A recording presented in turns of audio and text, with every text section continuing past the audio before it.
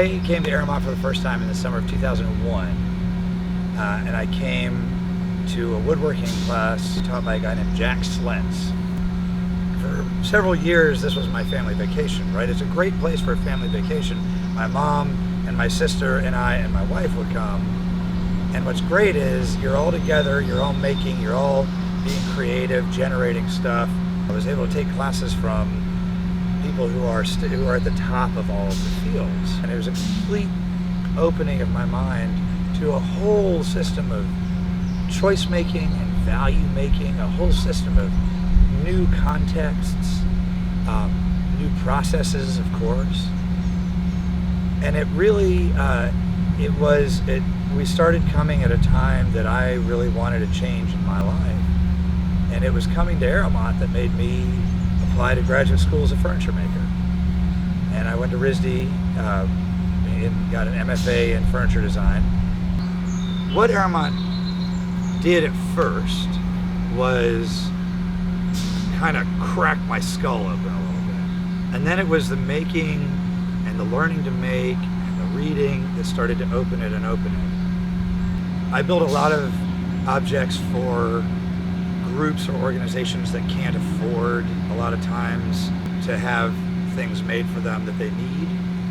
And I started to really begin to assemble a body of work and a method of work. So what I do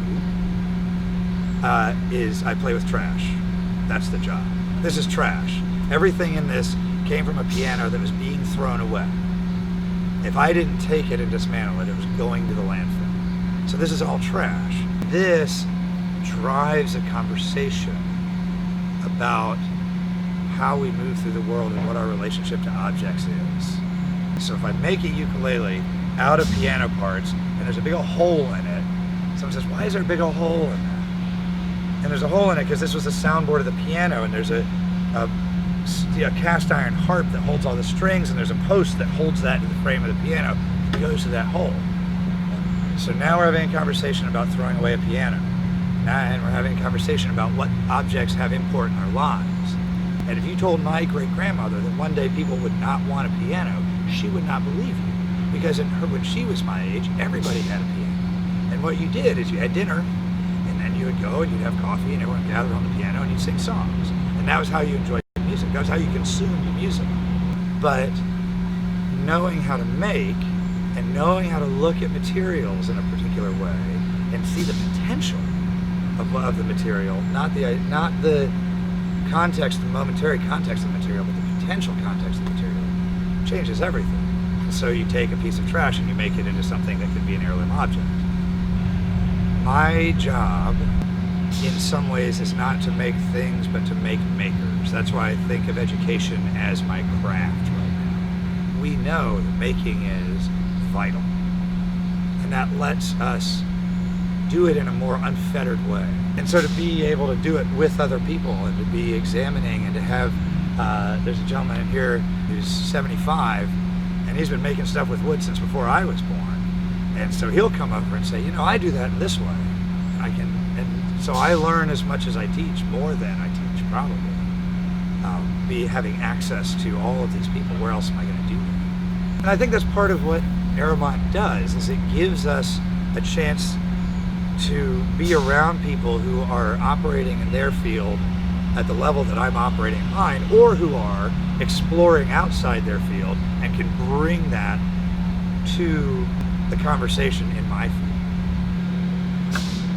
The 12 of us in this room over here that are doing this are being knit together for this week and sharing ideas.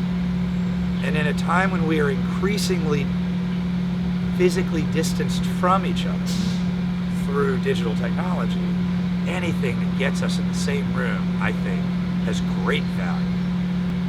What it's really about for me, what all of this is about for me, is being in the same place with people and sharing that moment in time.